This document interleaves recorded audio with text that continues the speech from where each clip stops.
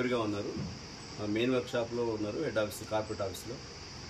ఈ రాజేశ్వరరావు మరికొంతమంది కలిసి ఎవరైనా సింగరేణిలో ట్రాన్స్ఫర్స్ చేపిస్తామని చెప్పి, ఎవరైనా అన్ఎంప్లాయీస్ ఉంటే ఉద్యోగాలు సింగరేణిలో నోటిఫికేషన్ పడిన తర్వాత జాబ్ ఇప్పిస్తామని చెప్పి, ఇంకేదైనా సింగరేణిలో ఎవరైనా అప్లికేషన్స్ ఏదైనా మెడికల్ అన్ఫిట్ అవ్వాల్సిన వాళ్ళు ఉంటే అన్ఫిట్ చేపిస్తామని చెప్పేసి, ఇంకేదైనా వాళ్ళకి అదర్ ఇష్యూస్ ఏమైనా ఉంటే మేము మీ తరఫున హెల్ప్ చేస్తామని చెప్పేసి వాళ్ళ దగ్గర నుంచి భారీ మొత్తంలో వసూలు చేస్తున్నారు. ఇతనితో పాటు కూడా మరికొంతమంది ఉన్నట్టు తెలుస్తుంది. మార్నింగ్ ఇతన్ని మేము అదుపులో తీసుకున్నాం, విచారిస్తున్నాం. ఇప్పటివరకు మా ఏసీబీ మేము క్యాల్కులేషన్ చేసిన ప్రకారం సింగరేణి వాళ్ళు ఇచ్చిన కంప్లైంట్ ప్రకారం దాదాపు 30 lakhs అబవ్ వచ్చింది. ఇంకా ఫర్దర్గా అతను ఇన్వెస్టిగేషన్ ఇంట్రాగేషన్ నడుస్తుంది. దీంట్లో ఇంకా ఎక్కువ మొత్తం ఇన్వాల్వ్ అయినట్టు, ఫ్రాడ్ అమౌంట్ ఇన్వాల్వ్ అయినట్టు తెలుస్తుంది. మరికొంతమంది పాత్ర కూడా ఇంకా ఎస్టాబ్లిష్ అయ్యే అవకాశం ఉంది. ఎంక్వైరీ చేస్తాను. ముఖ్యంగా ఈ మెడికల్ బోర్డు దాని మీద, ఈ ట్రాన్స్ఫర్స్ మీద, ఈ నోటిఫికేషన్ వచ్చినప్పుడు ఇట్లాంటి దళారులు బాగా ఉన్నారు. ఎవరు కానీ నమ్మి మోసపోవాల్సిన అవసరం లేదు. వీళ్ళెవరు సహాయం చేసేవాళ్ళు కాదు. మీ దగ్గర ఉన్న డబ్బులు తీసుకోవడం వరకు తప్పితే వీళ్ళు ఎటువంటి పని చేయరు.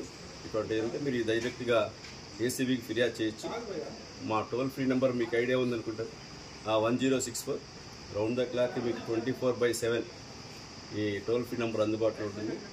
ఎవరైనా కానీ, మిమ్మల్ని ఏ అధికారి కానీ వారు చట్టబద్ధంగా చేయాల్సిన పనికి వాళ్ళు మిమ్మల్ని లంచం డిమాండ్ చేస్తే మీరు ఏ టైం అయినా మీరు 1064కి కాల్ చేయొచ్చు. ఏసీబీ మీరు గమనిస్తారున్నారు, ప్రతి కాల్ అటెండ్ అవుతుంది. కాల్ ఖచ్చితంగా చట్టబద్ధం పైన కాల్ అయినప్పుడు మీకు అటెండ్ అవుతుంది, మీ రెస్క్కి వస్తుంది. మరొక విషయం మీకు రిక్వెస్ట్ చేస్తున్నాం, ఎవరైనా ఏసీబీని మనం అప్రోచ్ అయితే మనం జరగాల్సిన పని ఏదన్నా జరగకుండా ఏదైనా పెండింగ్ పడుతుందని అపోహ ఉందేమో, అది అపోహ మాత్రమే. మీకు ఏదైతే పని జరగాలో ఆఫీసులో, ఆ అధికారి వద్ద మీకు ఏ పని అయితే జరగాలో అది కనుక చట్టబద్ధమైన పని అయితే ఖచ్చితంగా ఏసీబీ మీకు తోడుంటుంది. మీ పని ఎటువంటి నిరంతరంగా జరిగిపోతూనే ఉంటుంది. ఎవరు కానీ లంచం ఇవ్వద్దని మేము కోరుకుంటున్నాం. అటువంటి ఏ అధికారిని మేము లంచం అడిగితే ఇమీడియట్గా అది 100 రూపాయలైనా ఎంతైనా కావచ్చు, దానికి బార్ ఏం లేదు. ఎంత అమౌంట్ అడిగితే మీరు ఖచ్చితంగా చిన్న అమౌంట్ కానీ పెద్ద అమౌంట్ కానీ ఏ అధికారిని లంచం అడిగితే ఏ రూపంలోనైనా, అది వస్తు రూపంలో అడుగుతున్నాడా, ధన రూపంలో అడుగుతున్నాడా పర్వాలేదు, ఏ రూపంలో లంచం తీసుకున్న నేరము, అడగడం నేరము. మీరు రీసెంట్గా గమనించుంటారు, భద్రాద్రి కొత్తగూడెంలో, తర్వాత ఖమ్మంలో కూడా ఓన్లీ అడిగిన దానికి కూడా మేము కేసులు రిజిస్టర్ చేశాం.